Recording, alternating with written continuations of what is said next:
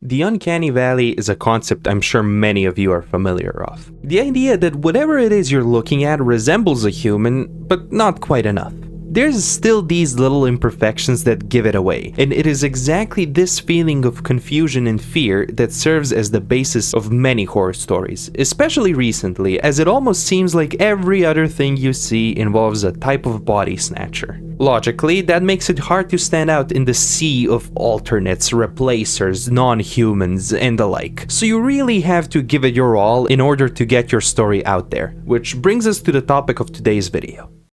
No, I'm not a human, otherwise known as your average Eastern European neighborhood simulator, complete with an old babushka and a scary shirtless man roaming around at midnight that you wouldn't want to touch with a 10-foot pole. The game has had several demos for quite a bit now and really hooked a lot of people, myself included, with its eerie atmosphere, gormless character designs, and honestly very cozy but ominous soundtrack. I decided to check out the full release, as while the last demo didn't exactly leave me feeling ecstatic for the full version, I was still curious enough to see how the story will develop, as while yes, at first glance this does seem just like another doppelganger story that we've seen dozens of times in recent years, it also seemed like it would delve deeper into some other themes, not necessarily just tied to spooky creatures acting as humans. Now, how well it executes this, we will see in a little bit, but first of all, what exactly is No, I'm Not a Human?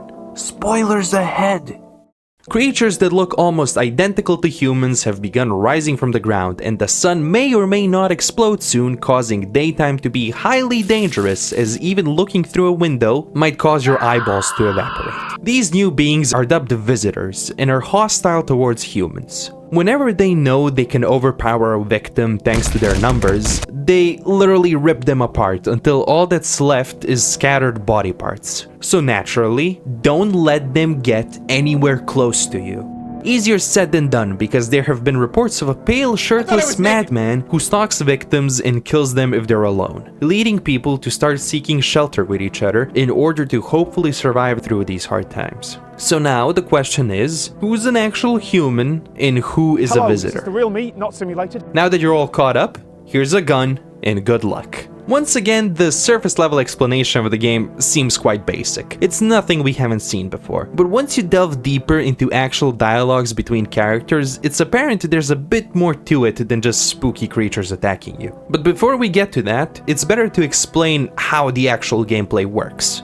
TLDR, think of it as a dating simulator, except instead of choosing who to go out with, you decide who you'll make go out with a bang.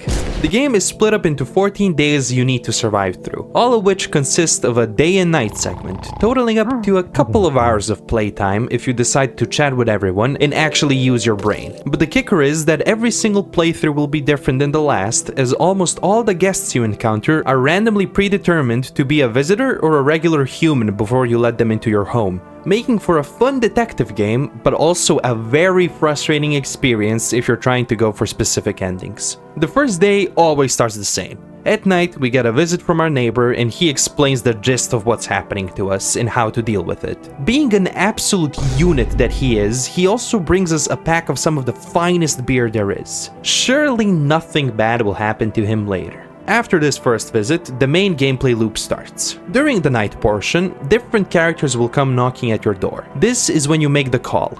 Will you let them in? Or do you already have enough mouths to feed and they are too sus for your liking?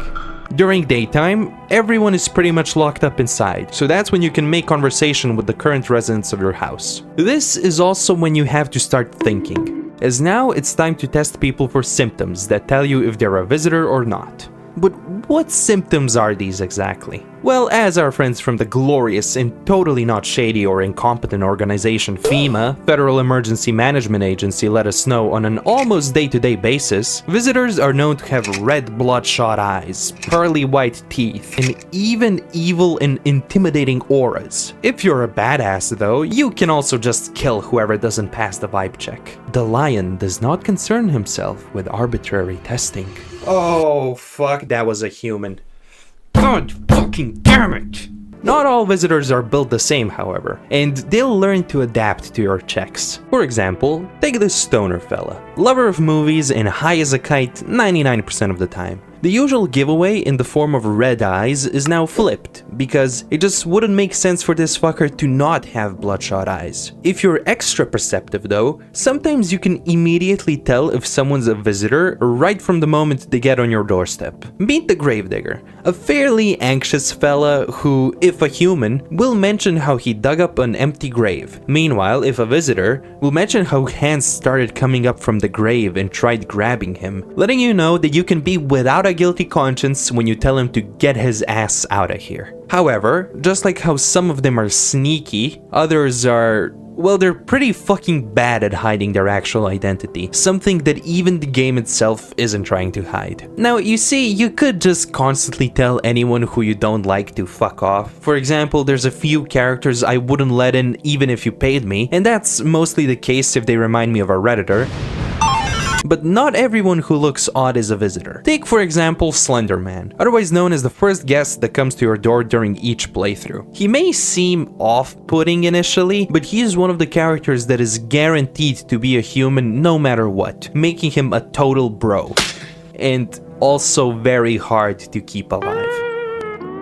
As mentioned before, visitors prefer to attack when in numbers, so if you somehow manage to play through the game with only one visitor in your home for the entire run, they will never kill a single person. However, the moment you let another one inside, they will start going after your human guests, ripping them apart during the night, but still being kind enough to put their severed body parts in trash bags. There is only one singular solution to preventing this slaughter to happen in the first place. You need to tame a beast stronger than the visitors.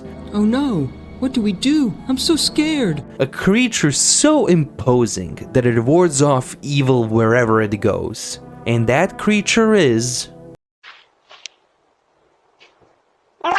That's right, during the game one of the guests brings with them a cat that they let you adopt. Giving cat food to this little guy, which you can order from DoorDash, prevents any visitor cause deaths to occur during the night. So if you want to bring power scaling into this conversation, this cat solos just about everyone else in this universe. And also, holy shit, I love the way it wriggles out of your hands. It's so cute. Other than the visitors that you can let into your house, there are several other inconveniences which you'll encounter on specific days. The first one we see, both from a distance and up close, even hearing news about him on our television, is this handsome devil. There's several names for him, Super Imposter, Judge Holden, but I'll go with my favorite ones, either Pale Man or Pale Visitor. He acts as the game's primary antagonist and poses the highest threat to our well-being. At first we see him slowly creeping towards our house during the nights, and then on day 3, he's at our doorstep. And while he mostly yaps about philosophical bullshit most of the time, there's this one question that matters the most.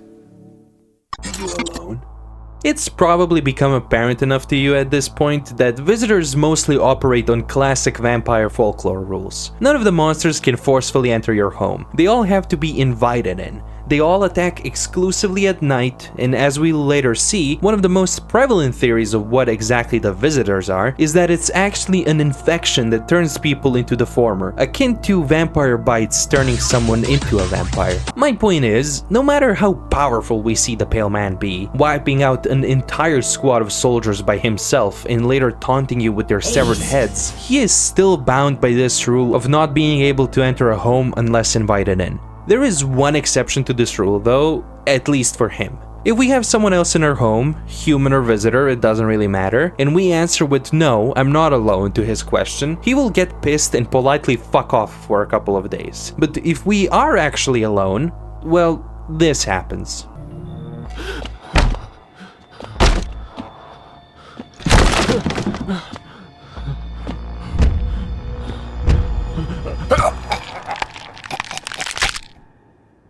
The rules stop applying and the Pale Man can just break down our door with relative ease. The catch is, even if we do have someone with us and answer with "Yes, I'm alone," the same outcome occurs. You can attach meaning to this, but I think the way funnier explanation is that this guy is full of shit and is just pretending he knows if we're alone or not. During our second to last encounter with him, he changes things up a bit, as this time he poses another question. Are there more than 2 of us inside your house? Referring to the other visitors. Yet another rule that we can attach meaning to, but gameplay-wise, it acts as a difficult check because literally one night before this, our good pals at FEMA take away 2 people from us. So try not to fall asleep during this next segment, as it's time to learn about government agencies and how much they fucking suck. FEMA, an organization created to manage emergencies, as no one could have ever predicted, absolutely sucks at handling emergencies. During the first days of the game, we're led to believe that they have everything under control and that we can trust them. However, as more days go by, we start to realize that they have zero clue what they're doing. This person doesn't know what the hell he's doing! The main gimmick with the FEMA agent that pops by is that he informs us that he's told by upper management that they need to collect people and run tests on them, trying to find more signs of visitors. And at first, we're led to think that the people they take from us will eventually come back. Like, come on, that's my bro you're taking, you can't just do this to us. Later on though, it becomes clear that our guests in fact will not be returned to us. We have no clue what happened to them, or even if FEMA are as merciful as we are after confirming a single sign of someone being a visitor. Usually. He was trying to buy more sand for his hourglass. I wasn't selling any. The agent becomes more and more frantic and easy to piss off after every single visit as well. During the last encounter, he seems extremely paranoid, and it's clear FEMA are nowhere near finding a solution for this whole debacle. If anything, like I mentioned a minute ago, they indirectly help the visitors by thinning out the numbers of people in groups, making it easier for someone like the Pale Man to come in and slaughter everyone. The best way to manage these abductions is by using FEMA slips on visitors. These are given out by the agent and a few guests, and when you give one to a current resident, they're guaranteed to be the ones taken away. This is useful when you know someone is a visitor, albeit a bit sad because it means you won't get to use your beloved shotgun today. You're not the only gun-wielding maniac around this part of town, however, as there's another fella trying to take that title away from you. The Vigilante, otherwise known as the Guy from Hatred, is out on the streets during the night, equipped with a Romanian version of the AK-47, complete with the trademarked donkey dick grip. He dons several trophies from visitors he's killed, and he fucking hates this world. What little we know of the Vigilante is this: he killed pretty much his entire neighborhood, believing everyone around him was a visitor. We can see this later as well, as after a group of people escape from a FEMA quarantine zone and take refuge in our neighbor's, the Vigilante's brother, now burned down house, he executes all of them. This is a subtle nod to the fact that unlike us, he fucking sucks at this game. That doesn't stop him from being the one to check us, however, being the only person in this entire game who suspects that we may be a visitor. We can prove our innocence by checking ourselves in the mirror during the daytime first. That way, we know in advance what we'll choose to show him, and we can even make ourselves more believable by, for example, ordering cigarettes to stain our teeth. Literally, after smoking one cigarette, our teeth go from this to this. Don't smoke, kids. Fail the check and you get a new ending, which is just the dev nicely telling you that you messed up and that this is a game over. Now that we've established the main gameplay loop and who the biggest assholes are, let's get into the story and talk about the overarching narrative that the game is slowly dripping to us as we play. But before we do, I would like to drip to you the idea of subscribing. If you do, it'd make my cat Goofy, who's definitely not a visitor, trust me, I checked, very happy. First off, the main threat of the game. The sun. What exactly is happening with it? We don't know. You can call it a solar flare, a phenomena during which a sudden release of magnetic energy makes eruptions of radiation get flung out off of the sun and into space. However, solar flares by themselves aren't dangerous at all. Despite how cool they look, most they can do is cause the northern lights to appear more often. Good Lord, what is happening in there? Aurora Borealis? Aurora Borealis. So maybe this is just a weird solar maximum, a period during which the sun's magnetic fields flip, meaning that the northern and southern poles switch. During this time in the sun's 11-year cycle, the output of solar flares is very high, but once again, outside of more aurora, there are no significant changes. So what's the correct answer? We don't know. The sun's getting hotter and now it's everyone's problem. That everyone, of course, includes you. No, not you, but the hermit, the man in the blue sweater, the protagonist. What exactly is his deal? Well, as he makes it painfully obvious in almost every single piece of dialogue in which he talks about himself, the protagonist fucking despises his father. Growing up, it's clear that his dad wasn't the best towards the protagonist, which played a big part in how he acts during the game. Perhaps these issues persisted even in the supposed marriage of the protagonist, as we can assume the lady we see in the picture next to the telephone is his wife, the cat their pet, and he even refuses to sleep on the other side of the bed, coincidentally where the seductive woman lays if you decide to let her into your home. All of this past trauma made the protagonist crave only one singular thing: absolute isolation. Even when he leaves the home forever in one of the endings, his only regret is not bringing, out of everything that he owns, one single poster.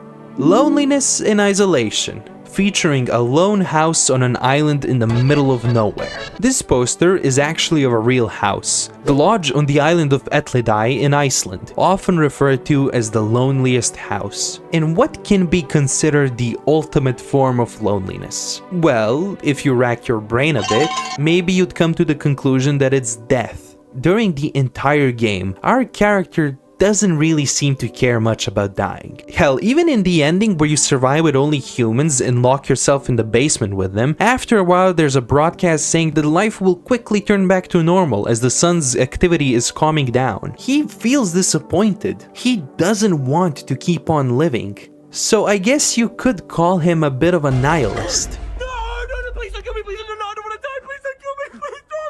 Something more curious about the protagonist is how some characters often mention that death surrounds both him and his house, almost as if it's drawn to him. Now, if you want to put your tinfoil hats on, you may say that our character actually killed his own father, hence the weird dirt wall and floor in the basement where he might have buried him. This is pure speculation, however, as we don't really have a conclusive answer to what happened to the dad, but it would make sense that it put a further strain on the protagonist's relationship with his wife. We will go back to talking about the protagonist, along with his bigger role in the story in just a bit. I know I've been avoiding talking about the story as much, but as you might have realized by now, a lot of the things in this game are left up to interpretation, so forgive me for going from topic to topic, but trust me, it's all connected in the end. Now, the visitors. Zombies, skinwalkers, aliens, government experiment. There are dozens of theories on what they might actually be. Here's some of the things I'd like to strike off as not being possible. Number 1. An experiment made by FEMA. We know FEMA existed before any public mention of it. Throughout the game, all the numbers we can call change from playthrough to playthrough, except FEMA's number. We can call it early, and the interaction we hear on the other end isn't exactly pleasant. Although, given what we hear from the visitors themselves in their vampire-esque nature, I doubt the answer is that they're just an experiment. And honestly, if that were the answer, I'd find it extremely unsatisfying. Number 2. Mass hysteria. This would suggest that all the signs are fake and visitors don't exist. Everyone is just panicking, nothing ever happens. Yeah, I don't think I need to explain why this one doesn't make sense. And finally, number 3, aliens. So I'm not exactly sure what this one would imply. Maybe parasites that escaped an alien ship, an organism that crash landed to our planet, or just little greys that somehow managed to take a human appearance. Either way, I find this very hard to believe, simply because it's stated multiple times that the visitors come out of the ground. So, what do I personally think is the cause of visitors? Well, it has to do with one specific guest. And while yes, many of them are weird in their own ways, like the guy with the gaping hole in his chest, a man with a sewed-up mouth who can only speak in an Atbash cipher, or literally the intruder from Mandela Catalog. There's one guest who is truly special for the dialogue you get when interacting with them at your doorstep. And that guest is this wrinkly old grandma. Yeah, not very exciting, but hear me out. She is always predetermined to be a visitor, no matter the playthrough. And what makes her different from everyone else is what she says when you deny her entry to your house. Since I'm here, that means my feet brought me here for a reason. My eyes landed on your house, with purpose, as it was always meant to be, I assume. I don't follow. Do you need something? There! What does anyone need, dearie? A roof over my head, to share a story or two, to lie down and close my eyes peacefully, and air to breathe, I suppose. I don't need for much. It's just really boring living all by one's lonesome is all. You should leave. There! I'm turned away everywhere I go, for my wings are clipped, yet I open my throat to sing. But they all turn to me eventually, even if they say they never will. Well, I don't hold grudges. I help everyone who comes to me. Even you will find yourself in need someday, dearie. Who will you turn to then? This is what I think seals the deal on my thoughts about the visitors and the overall message of the game. Throughout the story, the message of death acting as a savior is pretty clear. From the death cult clinging to her, referring to death, thinking it will save them from this mortal plane. The visitor who brought you the cat mentioning how she always preferred him, talking about the pale visitor. And even he mentions how he is not the main villain here, just a messenger for something greater, a higher power. The aurora we see outside our windows only appears after mass killings happen, such as when the vigilante executes the FEMA camp escapees, or when he burns down all the houses in our neighborhood, supposedly with people still inside them. And even the one thing that the pale visitor is trying to make us embrace, accept, and give into is death. The cruel inevitability of every single living thing. In one of the endings, you even come face to face with an ethereal being after following a prophet's advice. You dig a hole deep into your basement, and once you descend, you encounter a mesmerizing display of northern lights. This is the entity known as her, or rather, as we've come to know by now, death. Now this ending, our ultimate encounter with the very concept of death, is at first framed as good for our protagonist. He finally gets what he wanted, right? His ultimate isolation, somewhere where he can be free and alone forever. But is this really good? Giving up, accepting the end without fighting back, giving into your demons and choosing to stay alone. Can we really call this a good ending? Now, I might start sounding a little pretentious, but here's what I think is going on. You most likely know of the bubonic plague, also called the Black Death. This is one of the most fatal pandemics in history, as during the period between 1346 to 1353, it wiped out almost 50% of Europe's population back then. And of course, the church did what the church does best, and said that this was God giving out punishment to humanity. The reason I'm talking about this is that the events of the game can be taken in a similar way. For some reason, death has decided that humanity needs to be tested. The exact reasoning is unknown, but let's just say she saw a skibbity toilet and decided that enough was enough. So how best to judge all of humanity? Well, as it's been alluded during the entire game, there's a person who's special, a man chosen to act as humanity's representative, one fed up with life, one who could not care less about his fellow man, so pessimistic and broken that he yearns for death and thinks of it as his ultimate escape.